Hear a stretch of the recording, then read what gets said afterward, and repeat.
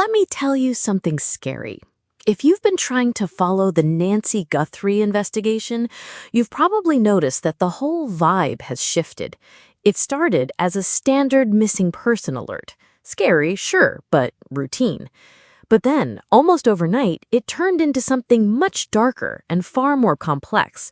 The updates stopped, the family's pleas became frantic, and the FBI did something they almost never do. They went back to the crime scene after they had already cleared it. To understand why that matters, we have to look at the timeline. It's terrifying not because it's complicated, but because it's so mundane. Nancy had a completely normal night. Dinner with family, games, shared laughs. She was dropped off at home just before 10 p.m. We know this because law enforcement confirmed the timestamp, though they've been noticeably quiet about who exactly drove her. She walked into her house and the neighborhood remained quiet. No screams, no broken glass, no frantic calls to 911. By morning, she was just gone. And that brings us to the first massive red flag, the house itself. There was no forced entry, no kicked-in doors, no shattered windows, no signs of a struggle. In the world of criminal investigation, chaos tells the story of force, but silence implies planning. It suggests that whoever took Nancy either knew her well enough to be let in, or they were professional enough to control her instantly so that resistance wasn't an option. This is likely why the FBI stepped in so fast. Federal agencies don't just take over local cases for no reason.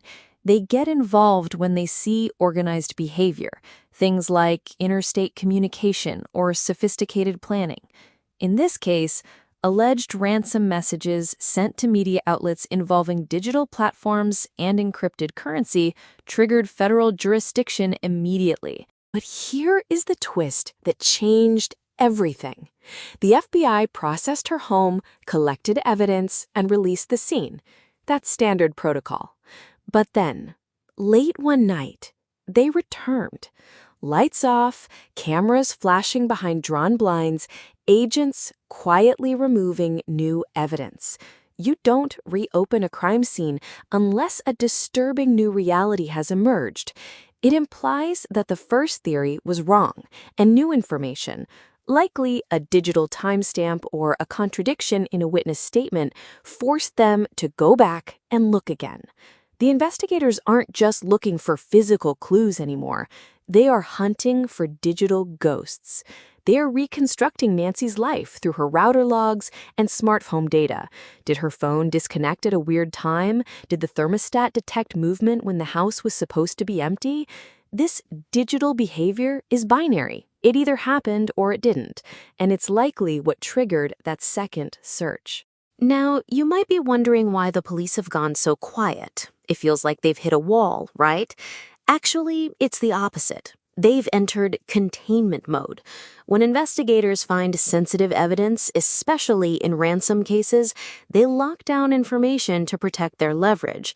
Every detail they release is something the kidnapper can use to adjust their plans.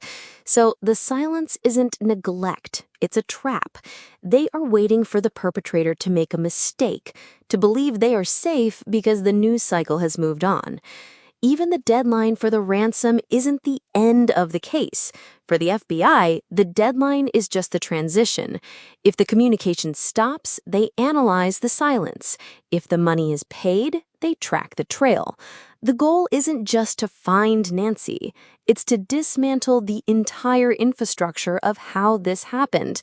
So while the public is left guessing, the reality is that the investigation hasn't stalled. It has just moved behind closed doors, where agents are building a conclusion based on evidence we can't see yet. The silence, the caution, the return to the house, it all points to one thing. They aren't looking for a missing person anymore. They are hunting a specific target. You asked for a verdict, but here is the chilling reality. There isn't one yet. As of mid-February 2026, we are not looking at a closed case with a gavel drop. We are looking at a federal standoff. While the public was focused on the silence, a massive internal conflict has erupted behind the scenes that explains why the investigation feels so disjointed. Here is the latest on what has actually been found, and why the verdict is still terrifyingly open-ended. The silence finally broke this week, and what came out was a nightmare scenario caught on camera. The FBI has released specific details about a suspect captured on Nancy's doorbell camera, a figure who tried to cover the lens but didn't quite succeed. He's described as a male, roughly 5'9" to 5'10", with an average build. This wasn't a random burglary. The footage shows him wearing a distinct black 25-liter Ozark Trail Hiker backpack, and, most disturbingly, what appears to be a gun holster at his waist. In a moment of high tension, agents detained a man near the Mexican border in Rio Rico who matched the description, but after hours of questioning, he was released. It was a dead end that crushed the family's rising hope. Remember how we talked about the deafening silence and the weird return to the home? It turns out that wasn't just strategy, it was friction. Sources are now leaking that the Pima County Sheriff, Chris Nanos, has allegedly been blocking the FBI from processing key evidence. The FBI wanted to send physical evidence, specifically a glove found at the scene and DNA samples, to their world-class Quantico lab. Instead, the sheriff reportedly insisted on sending it to a private lab in Florida. This turf war essentially froze parts of the forensic timeline, explaining why updates slowed to a crawl. The silence wasn't just about catching a criminal, it was about internal politics stalling the science. There has been a break regarding the ransom notes, but it's a twisted one. A man named Derek Kalalea was arrested, not for kidnapping Nancy, but for sending a fake ransom demand to the family during their darkest hour. He was an opportunist, trying to cash in on their desperation. The real deadline from the initial, unverified ransom notes passed on Monday with zero proof of life, leaving investigators back at square one. So where does this leave us? Nancy Guthrie is still missing. The official status is that she was taken against her will, likely between the night of Jan 31st and the morning of February 1st. The FBI has doubled the reward to $100,000 for information leading to her recovery. The verdict right now is that this was a targeted, armed abduction, compromised by jurisdictional battles and false leads. The house has told its story. DNA and blood were confirmed at the scene, but the person who walked out with Nancy is still a ghost in an Ozark backpack.